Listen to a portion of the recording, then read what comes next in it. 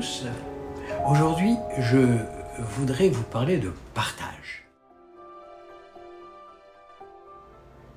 J'ai longtemps cherché à comprendre cet attachement viscéral qui me lie, qui m'enchaîne à l'Algérie et à Alger, où je suis né. J'essaie de discerner objectivement le vrai du faux, le réel du rêve, mais les souvenirs écrans qui voilent une mémoire vacillante me font croire à ce qui, peut-être, a de tout temps existé. Pendant des années, j'ai parcouru les routes d'Algérie, d'est en ouest, du nord au sud.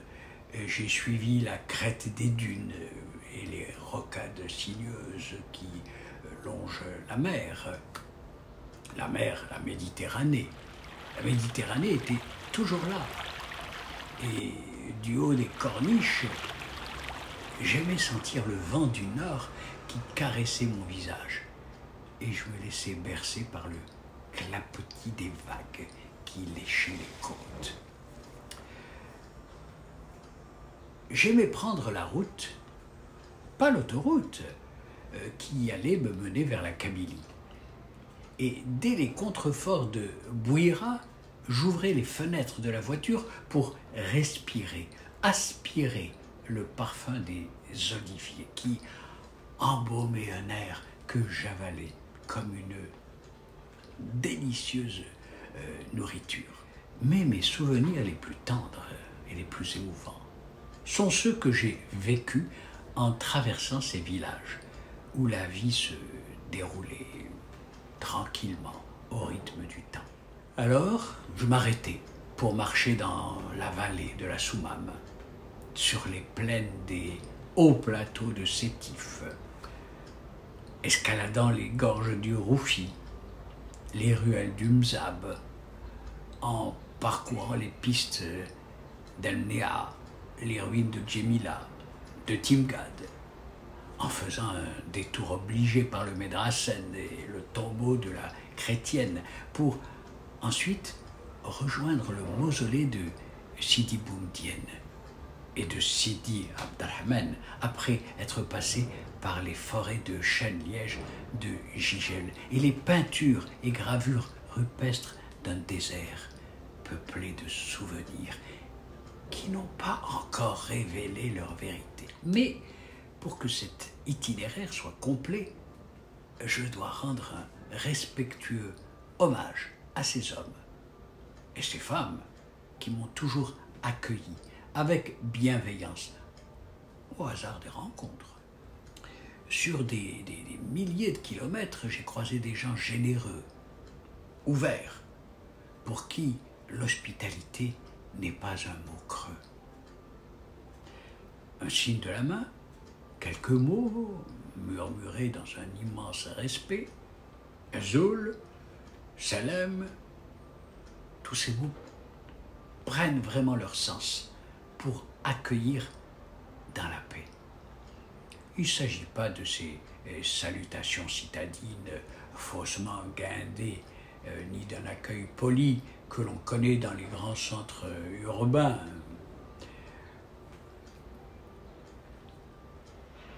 Oubliez les salam alek et autres formules onctueuses et sans saveur. Il s'agit d'une communion avec des hommes et des femmes qui savent encore partager. Partager ce peu qui contient tout. Ce bout de Kesra, ce café qui arrive sans l'avoir demandé sur un sni rempli de friandises, ce motlo encore chaud qui vient de cuire, cette shorba, cette harira, ce thé à la menthe, toujours prêt à être servi. Il me revient en mémoire ce souvenir vécu près de Médéa, où j'avais été rendre visite au père d'un vieil ami. On m'avait retenu à déjeuner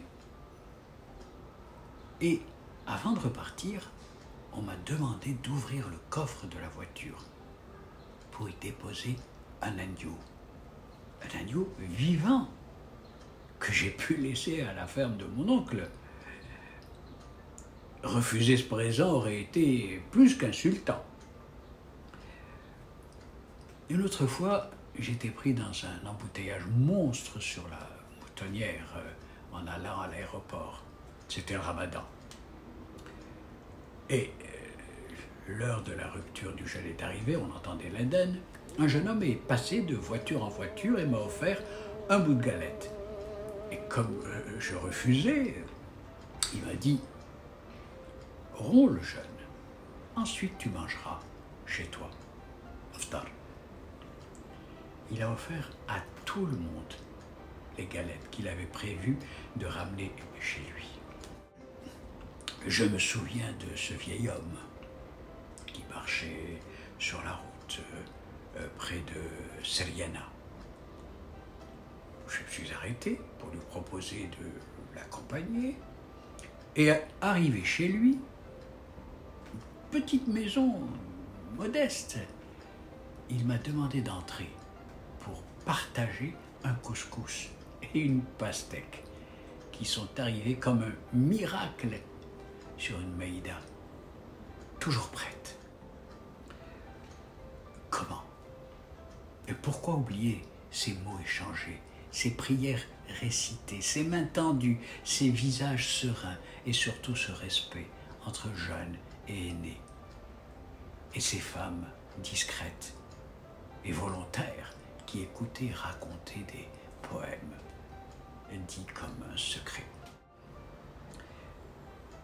Ce vécu, je l'ai vécu comme un don, une offrande qui, aujourd'hui encore, nourrit l'espoir de retrouver ce sentiment de bonheur partagé. Merci.